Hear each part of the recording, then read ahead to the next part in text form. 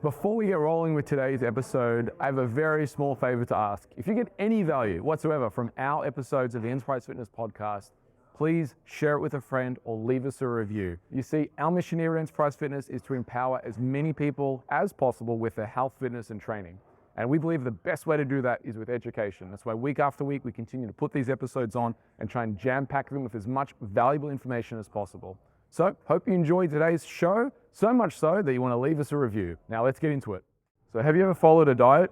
Did you put the weight back on? Do you know someone who followed a diet and put the weight back on? Anyone? Yeah? Plenty of people. Did it matter what the diet was? Did it matter that it was keto? Did it matter that it was vegetarian, vegan?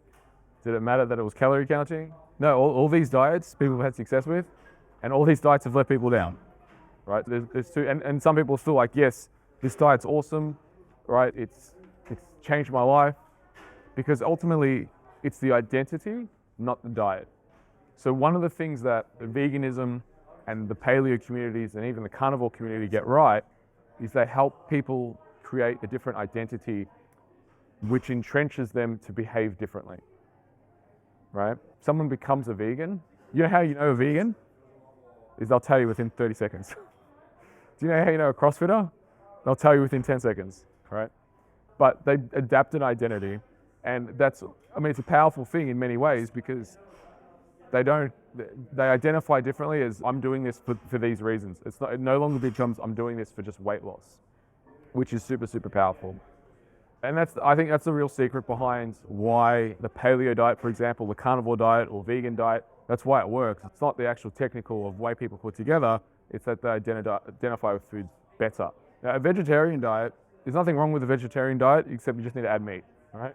It mostly is a pretty healthy diet, but it obviously lacks nutrients. In chapter 5, I'll talk more about it, but it's just harder to make up the protein. But from an identity point of view, awesome. It gets people eating healthier. And it's certainly a huge step up from the standard Australian diet, right? The SAD diet.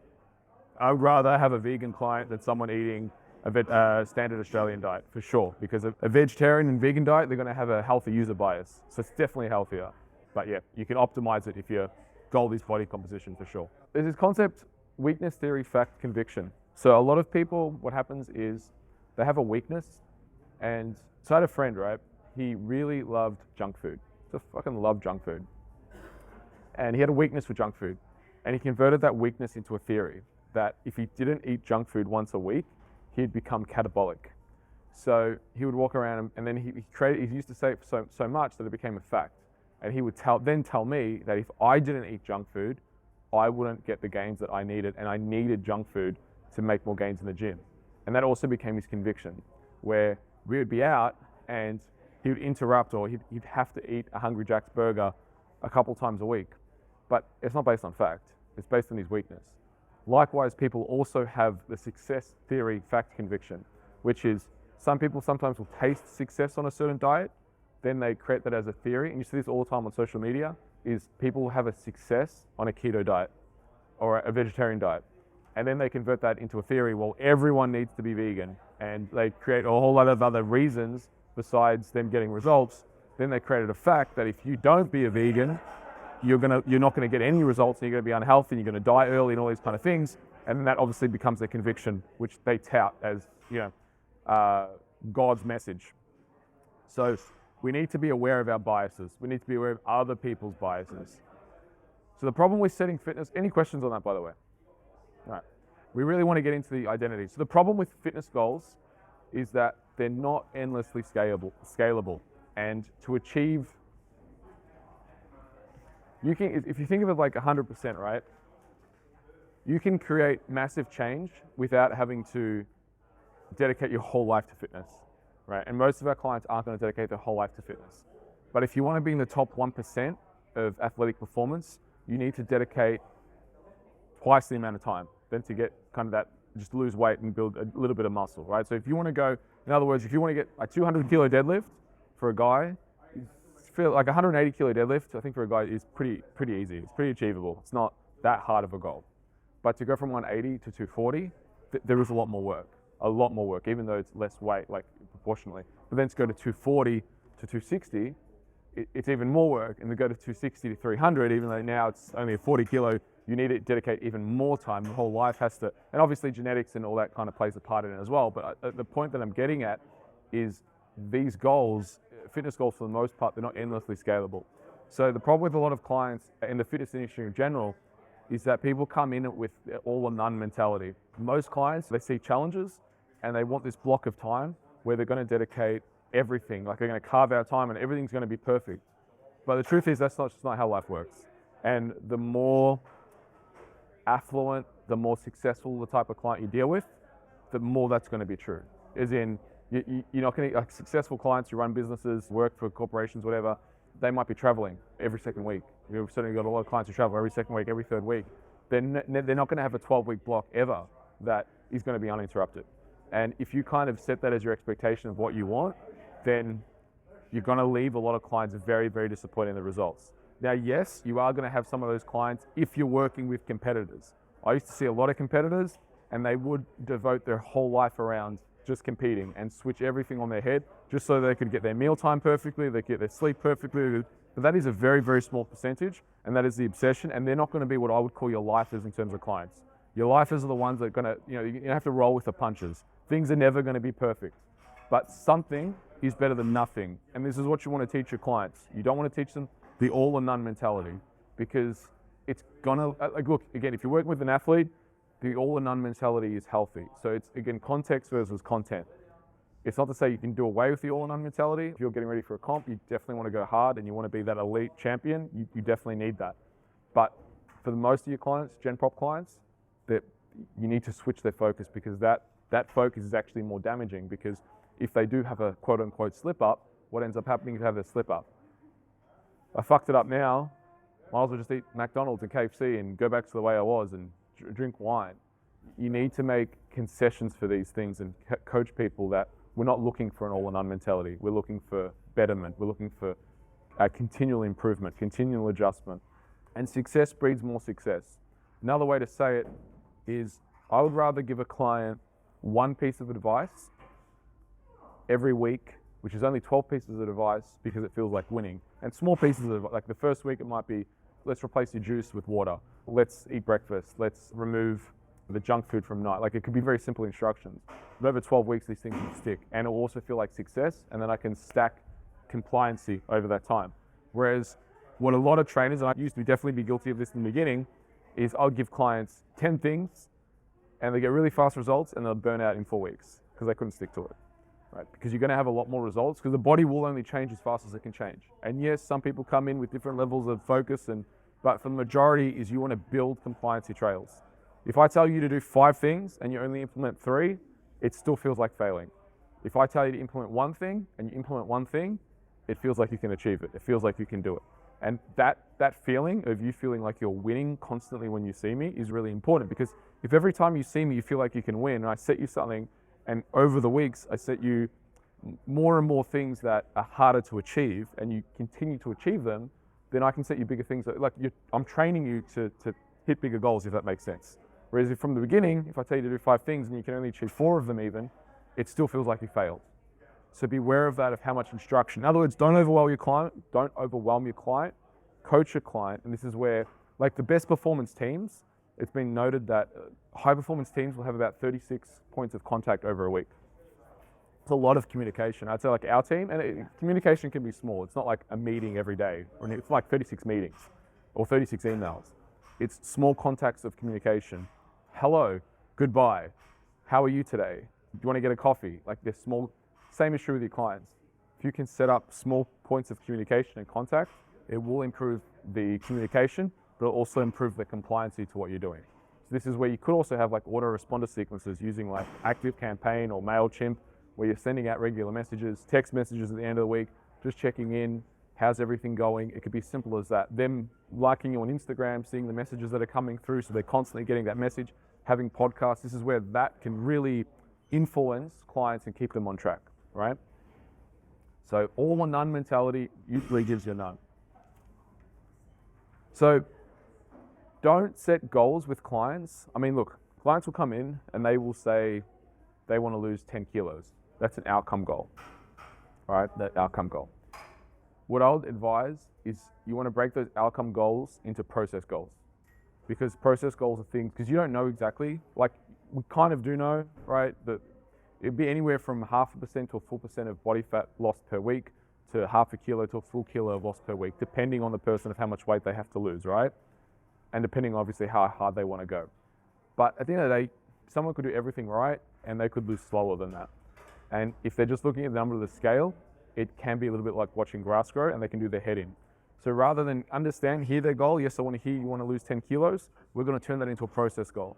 So the process goal again is you look at, I'll show you the wheel in the next presentation, but breaking those goals down into processes that they have to follow and holding them accountable to those processes. So a process, eat breakfast every day. This is what you're going to eat for breakfast. Make sure you drink enough, 3 liters of water. Make sure you get to bed before 10:30. And then checking in on those processes that you've set that are going to constitute towards helping them reach their goal. Because if you just focus on the goal, then people are just going to obsess about it and try and they're going to use any vehicle, including crash dieting, to get to the goal as fast as you can. But that's not the goal with lifestyle clients. The goal is to get them implementing a lifestyle which they can sustain that over time is going to yield better health and results over a period, right? So in other words, to say, I'd rather have a twice a week client who's with me for 24 weeks than a 4 times a week client who's with me for 12 weeks. Because I know I can have a bigger impact on a twice a week client with me for 24 weeks because I've got more time than that 4 times a week client over 12 weeks, if that makes sense. Even though it's the same amount of sessions. I know there's some people who would rather the reverse. Like in America, I know a few guys who rather 4 times a week, 12 weeks, and then see you later because they just want to get a transformation and that's it. But I really do look at, that's why the subtitle of this book is long-term transformation. I really do look at long-term transformation. 12 weeks is good to form a habit, but people can go back to their ways. Personal example of identifying as the wrong thing. For many years, I identified as a bodybuilder. And the reason why I say I identified as a bodybuilder is because my whole life was around bodybuilding. I'd wake up, I have to eat 6 meals a day. I'd have to have, 200 grams of tuna at every meal. I'd have to have 400 grams of vegetables every meal. I'd have to have my carbs, like 2 meals, and timing. And if I didn't have my post-workout shake within 10.5 seconds of my workout, I was going to shrink and catabolize and lose all my muscle and lose my gain. And my workout was completely wasted. And my whole life revolved around bodybuilding. And as a result, my personal worth revolved around bodybuilding. So if I stuck to the diet, I felt good about myself. If I didn't, I felt bad about myself. And everything was judged under that lens. It's not a great way to live, and I don't recommend it. The real switch for me was when I switched to change the mantra, which the frame of reference I had. Rather than it being about bodybuilding, I made it, I am a healthy person that eats healthy foods that build and nourish my body. And the other thing that really snapped me out of it was when I was at a bodybuilding comp backstage, I heard these 2 guys talking, and one guy said, I hate my life. Basically, I'm on antidepressants, haven't been on a holiday in 13 years, my wife hates me, you're having all these problems. But he looked like a god walking the earth. Don't get me wrong, the guy looked amazing. But he dedicated his life to bodybuilding, and I thought, for what? A $2 trophy and an audience that will fundamentally forget you just so you can look a certain way. Like for me, it seemed very shallow. I wanted more. And also, if that's your driving force year after year, you're chasing something external. It's an external outcome, to which you have no control over, especially with bodybuilding, because you get up on stage, you hope the judges like you. And if they don't, what are you going to do? You could be the best person on stage, they're still not like you. They don't like the way you look. Okay, you're coming second instead of first. It's up to them. So there is a lot of external validation, and that's why for me, I didn't find any fulfillment in that, because ultimately I think validation needs to come internally. And look, there are a lot of competitors who can get that from bodybuilding internally. But just for me, it seemed very pointless. It didn't seem the way that I wanted to live.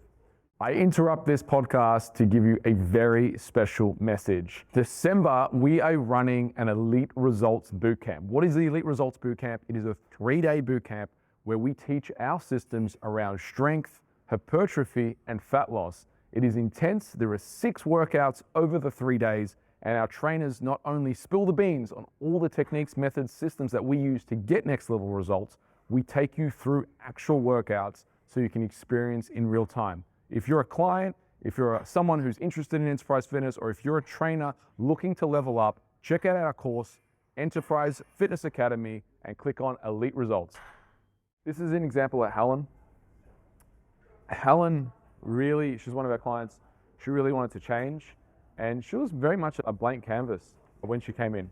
And She's maintained her weight loss. She lost 40 kilos in it was about 18 months. And, oh, thanks, Shane. Yeah, so she lost 40 kilos in 18 months and she's maintained that. But the reason I like to use this example is because she completely changed her life. And as I said before about fitness goals aren't endlessly scalable. So what? She loses 40 kilos. Is the next goal to get to 45 kilos? Is the next goal to get to 60 kilos? Is the next goal to get to, lose, at some point, her weight loss, she can't lose any more weight, right? At some point, if she got to, say, 55 kilos even, she's going to be underweight, and that's going to be unhealthy. So I say, like, fitness goals aren't endlessly scalable. The other thing is what we could say, okay, well, let's make a strength goal. Where's she going to compete in powerlifting when she's got no desire to? Is she going to compete in bodybuilding when she's got no desire to? You can't impose these goals, but you can make it a process goal, you can make it a performance goal, and you can make, the thing is in life, sometimes you want to cruise and put things on autopilot, and once we transition to into a maintenance phase. For the maintenance phase the goal isn't weight loss anymore, the weight loss goal is over. We need to look at how do we maintain and how do we improve continually without obsessing about it. So this again, rather than the outcome goal, because if we just have outcome goals, the outcome goal is going to be, we need to get to a 100 kilo deadlift. But why? She's happy, right? Let's not invent shit and create problems when there are none. So a process goal of maintaining this healthy lifestyle for her, far more important in the long term than setting another arbitrary goal that she fundamentally doesn't really care about or would benefit her life. Whereas losing the 40 kilos absolutely benefited her life. It completely changed her life. So just be conscious of that when dealing with clients. The goal doesn't always have to be a next weight loss goal or a next strength goal or a next muscle goal. And think about it in terms of vectors of what else do you do for your clients other than just training? Because for a lot of people, training is an outlet. It's a way to connect. It's a way to look after themselves. And the value of that, of what goes back into their life, is priceless. That's why they do it. It's not about, I'm losing 10 kilos or I'm getting stronger. Yes, that's the gift with purchase. That's not why they're doing it. They're doing it because it makes them feel better, which is a reason enough. So again, I'm a healthy person that eats healthy foods that build and nourishes my body. And that's just a simple mantra that I created for myself because it includes a lot of things around, again, people who obsess about food, obsess about their body, have a poor relationship with food. This is an affirmation that you can teach your clients, get them to write it on their bathroom mirror or on their fridge, to remind them that it's not a matter of, it's not a punishment, it's not a lack, it's not you're doing this because you hate yourself or you want to change yourself. It's transforming that relationship that you have with your body and with food. And that's a really positive place. You want to come from a positive place, not a negative place of taking away. And the word nourish, really, it's a good word because it's not about depriving and deprivation and punishment and guilt or reward for that fact. Because people go into deprivation mode, but they also go into, I use food as reward. No, both of those are illusion. Deprivation and reward are illusions. It's really nourishment, is we want to nourish our bodies, help our bodies recover, fuel our bodies for the actions required to live our best lives. So come from that center place. So the Be Do Have formula is one of those personal development things that I think's been passed on from generation to generation. So the Be Do Have is basically a goal-setting formula that I really, really like, and I do like to talk about it with interns here and obviously clients. But again, switching from process goals, switching from outcome goals to process goals, this is a really helpful framework. Most people, again, when we have an outcome goal is what do we want to have? So again, in this case, client might say we want to have 10 kilos of weight loss. We want to have 20 kilos of weight loss. That's the outcome goal. Then we could ask, process is do. What do you need to do to get that 10 kilos of weight loss? So we can turn that into, and that's pretty good, but the problem is if you just focus on what you need to do, people will go back to doing what they were doing before they achieved the goal, if that makes sense. So they lose 10 kilos, they do all the actions to lose 10 kilos, and they go back to doing what they're doing to be 10 kilos heavier. So it's kind of short-lived if we just focus on what we have to do. The level above that is who do we have to become to do the actions to get the result. So in terms of process, it's the ultimate process-driven framework, because if we focus on who we need to become, we'll automatically do the actions that will yield the result. So don't focus on what you have to do to get the result, focus on who do you need to be to automatically do to get the result. as a framework. Let's say, for example, for weight loss, what do you have to do? Well, let's say very simply, you have to be in a calorie deficit. Right? Let's just say, theoretically, you have to eat 14,000 calories a day, spaced over 5 meals. That's what you have to do. All right. Well, it doesn't really tell us a lot of how to live.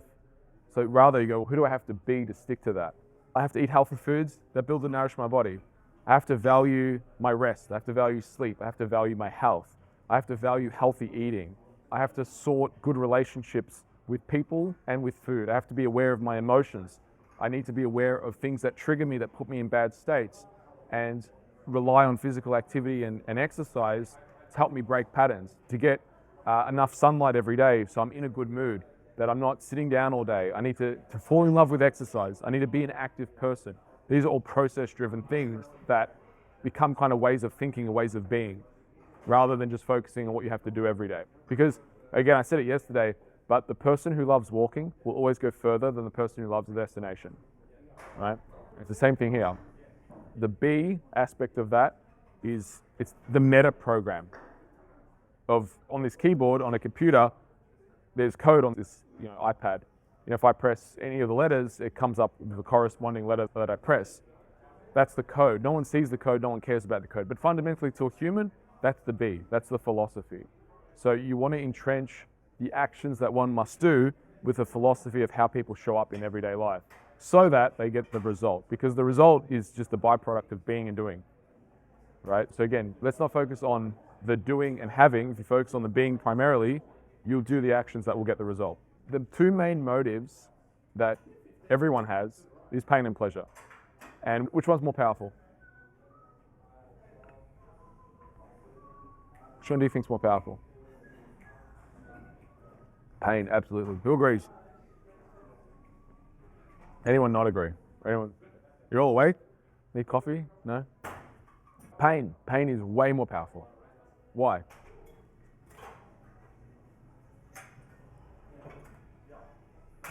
Pain forces you to move, right? If you've got your hand on a hot burning stove, anyone burnt their hand before or been near a hot burning stove? How fast do you move? Right? You're like, fuck. Right? You move, you're like, gee, I know I could move that fast. I put my hand near a kettle the other day. I was like, Jesus. Right? I moved very, very fast because it was burning. It was a second and I was in instant pain. Compare that to reaching for a pleasurable cup of coffee. Yeah? You can move very slow towards pleasure. Point being is clients will often come to see you when they're in pain. Yeah? Pain will push you until the vision pulls you. If you're really good at what you do, you get people out of pain very fast. But it's temporary. Because what will happen once you get people out of pain is what? They go back to their pain. Unless you help paint a vision that exists, that their pain doesn't exist. Yeah? So the pain will never exist again. So be very, very aware when you're working with a client for the first time of what their pain is. Because there was a trigger event. Most people are not pleasure. Look, you will get clients, you will definitely get clients who are pleasure orientated. As in, they have a goal that they want to have a six-pack, or they want to do a photo shoot, or they want to be more than they are currently. And yes, those clients do exist and you will see quite a few of them. But a large proportion will come to you because there's a pain, and the pain might also be that they don't feel that they're enough with their health and fitness. That they're not maximizing their time, right? So that's also a pain, is they're not pushing, they feel like they're wasting their time on health and fitness, so they want to be optimizing, right? So even the person who's coming to see you out of pleasure, there's also a pain existing there that they're wasting time and they want to be doing it better. So be aware of people's pain, but then also once they're out of that pain, paint a better future for them so they can stick and create it as a lifestyle. Yes or yes? Good. So this is the pyramid of change, also known as the DILTS model. And I really love this model as a way to coach, as a framework, right? And this isn't necessarily something that you have to draw out, although you might draw out for clients, but it's a framework to help you understand the journey of which clients go through and just really summarize everything that I'm trying to teach you right now. So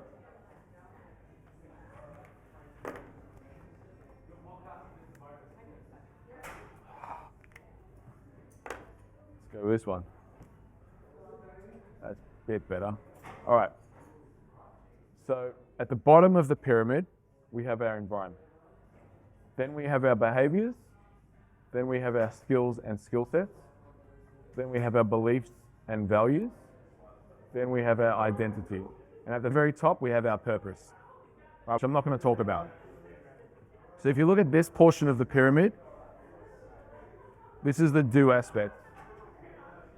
If you look at, not do, this is the have aspect. If you look at the skills and skill sets, this is the do aspect. And your beliefs and values and identity is the be aspect.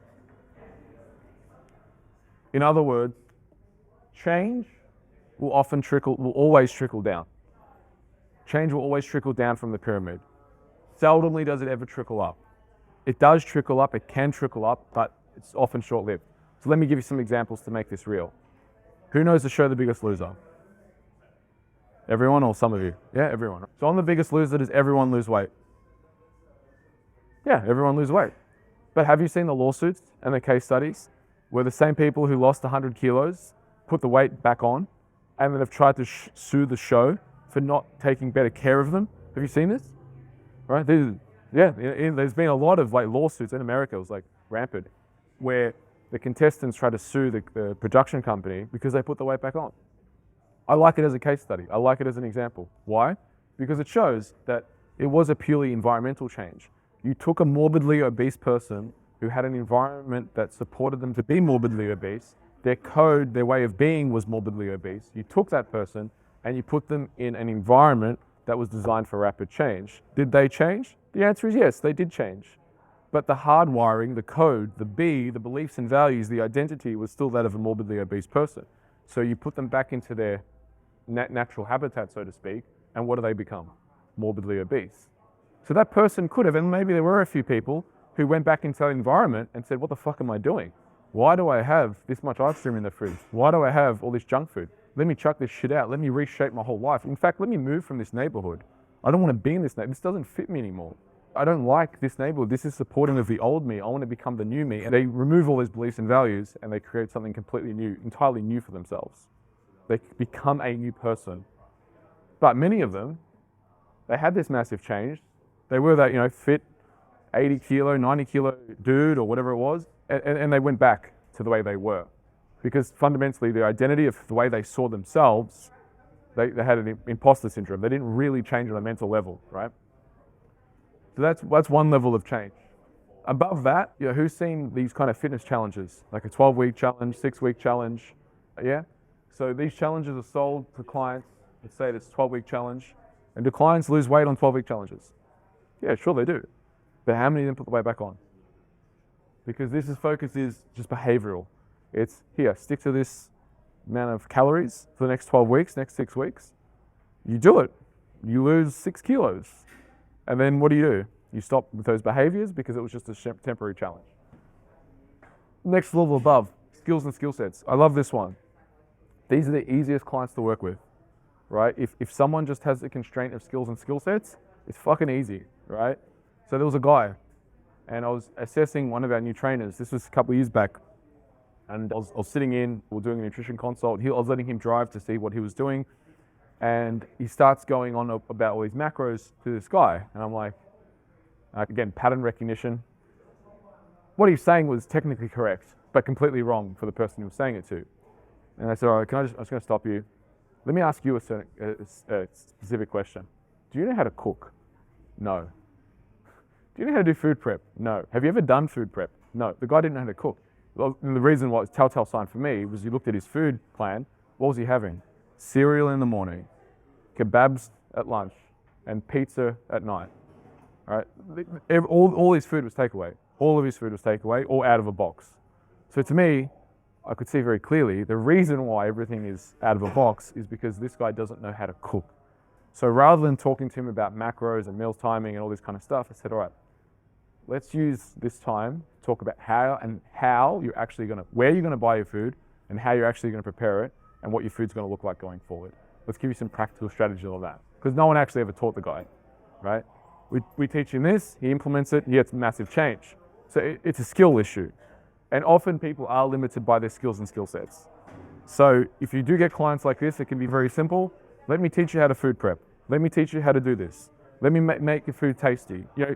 I don't eat healthy food because I don't like the taste. Well, no, it's not that you don't like the taste. It's that you don't know how to make healthy food taste nice. They're two different issues, because healthy food does taste nice. It's just that you don't know how to make it taste nice. Does that make sense? So it's a skills and skill set issue. Very easy, very practical. Now, the two most difficult ones are these ones, because we never question the beliefs we don't think to question, that we believe to be true.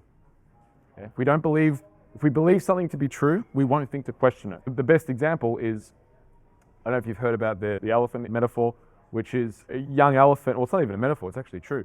If you get a baby elephant from birth and you put a stump in the ground and a chain and put it there, the baby elephant can't run away, right? But over the years, that anchor of that stump, you do that to a full-grown elephant, put the stump, put the chain, put it there, the elephant thinks that it can't run away. Why? Because of all this childhood conditioning, this childhood trauma of, there's a stump in the ground, here's the chain, you can't move.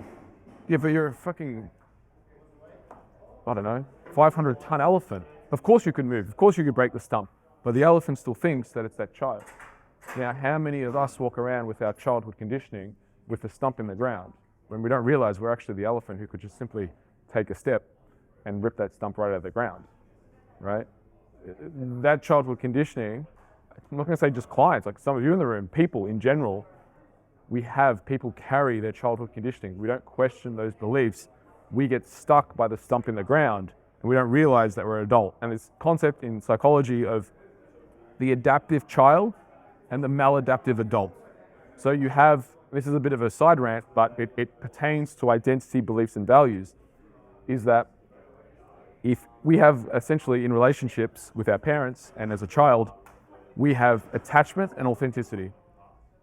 As children, we'll always pick attachment because we need our parents to survive, which means that we'll sacrifice our authenticity of who we are for that attachment and that love, which then creates, we adapt as children. But as adults, that becomes maladaption because we're no longer children. We can pick to be authentic selves and say, well, fuck this, I'm gonna be who I am. And if you don't like that, I'm gonna find a new set of friends. But we often concede to people in general because we're scared of losing that attachment. But we're scared of losing that attachment in sacrifice of being our authentic selves.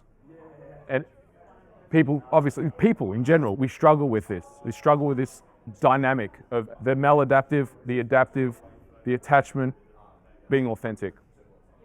So when we come to this part, you can see this is quite deep, right? You can't force someone on a different identity.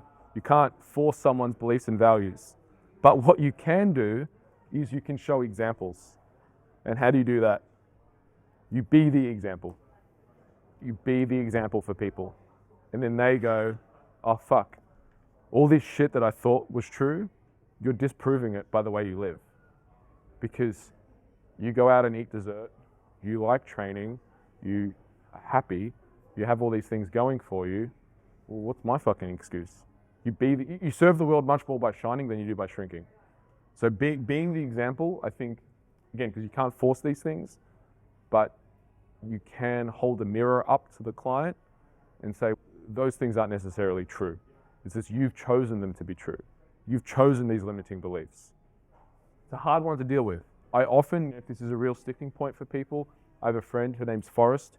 I get people to do hypnosis with her. I've referred her many clients and she does a session with them, gets into all, because I don't want to get into, as a practitioner, as a coach, I don't want to get into childhood trauma, right? That shit's like, okay, I understand that some people might tell me some stuff, awesome, cool. As a friend, I'll be like, I'm sorry to hear that, you should get counseling, right? I'm not going to sit down and do a session and talk to them about that. I'll talk to them as a friend and listen to them and that, but it's quite a burden to deal with that, if that makes sense, right? It's hard to deal with that. And also, we're trainers, right? But what I'm saying is people might tell you these things, but do refer out to professional. And I like Forrest. I did a podcast. If you want to check out Forrest, definitely tell her if you want to see her. Send me a message, I can hook you up. But I've done a podcast with her. You can see her on my podcast, the Enterprise Fitness podcast, and check out how she rolls. But really powerful stuff, right? Really powerful stuff.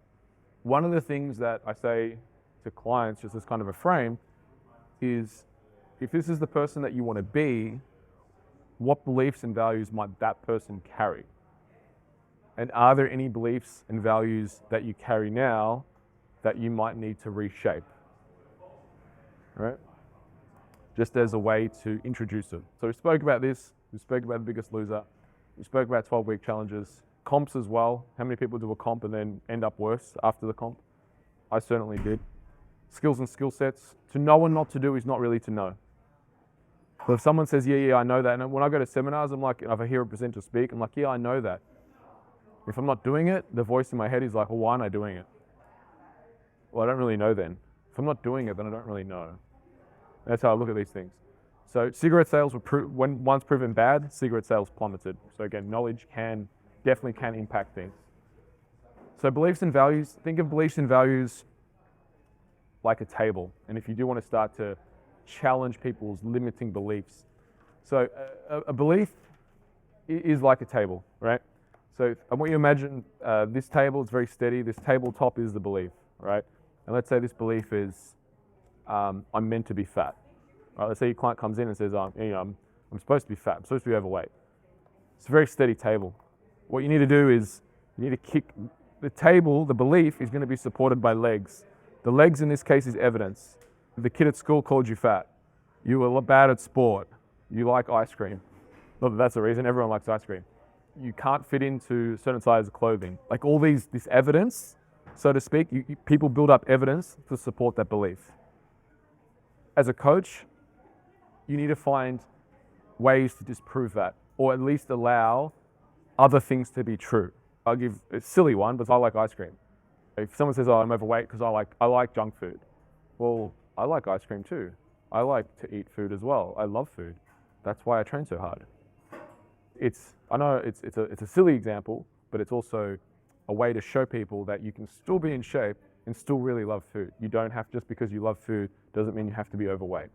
So the more you can challenge people's beliefs, the more the evidence, helping them find evidence for the reverse being true, can go a long way in terms of helping them rebuild and reshape those beliefs. So confirmation bias loop, we all remember COVID, right? I don't think anyone forgot COVID. Let's use COVID as an example. The confirmation bias loop. And I say this regardless of your beliefs, decisions, how you presented. This is just the way you can pick any topic, right? But the confirmation bias loop is most people, if you said before COVID, if you said to someone, what do you think about vaccinations? Most people would be like, nah, I don't really have an opinion either way. People are like, yeah, my doctor told me to get one.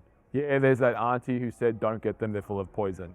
But most people didn't really have an opinion on, they weren't really like super anti, unless you're in the medical community, people weren't really anti-vax or pro-vax. Majority of people were like, meh, right? But then people were forced to make a decision. Once you're forced to make a decision, these are the decision points, people then double down on those decisions. And the confirmation bias loop is once you've made a decision, this decision tree, you double down and say, no, most people will not accept the opposing viewpoint at all. And they will simply find evidence for the decision that they've already made. And they won't question the possibility of the decision that they made, either way, ever being incorrect, right? And think about this, people do it with all types of things. People do it with all types of things. Social media is really bad at having a proper conversation or getting objective views on any topic, because let's just say you identify as a Republican, or in this country, a Labor or Liberal, you're going to get populated your newsfeed to supporting that view and not challenging the opposing view, right? And that just creates more and more of a decision tree. Your beliefs get more and more reinforced, but that might not necessarily be true. And we've got to look at this objectively and be aware of our own confirmation bias loop. This is why when I study a topic, I like to go, okay, this is what I believe. Now let's look at everything that challenges those beliefs. Let's look at the opposing side. Let's see if there's merit in those, unemotionally. Is this an emotional argument or is this a factual argument? We need to calm down the emotional brain and get to our rational brain. So and speaking of the emotional and rational brain, think of the emotional and rational brain like the rider and the elephant, right? If this rider gets in a fight with this elephant, who controls, right? The rider thinks he's in control. So the rider in this case is the rational brain. It's like, oh, go left. Elephant, not emotional, goes left. But if the emotional brain wants to go right, guess where the rider's going? It's going right. So who's in control? The rational brain or the emotional brain? Or who's in control? The rider or the elephant? Which one? Ultimately, the elephant. The elephant's always in control. We can only direct, but we need to calm down. So if we want to go, we find ourselves getting emotional, our clients getting emotional. You've got to calm down to the emotional brain, think more rationally, realize that we're emotional. You know, in this metaphor, calming down the elephant to then help steer it where you want it to go. The Pygmalion effect.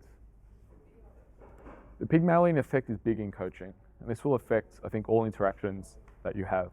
The reason why I've trained so many champions and that all of our trainers that we have here rise to a standard that is just well and above what you'll see at any gym, studio. We get more out of our trainers, our clients, than I think, who like Dragon Ball Z or Dragon Ball Super? Yeah, so we unlock, you know how Supreme Kai unlocked Goku's mystic abilities?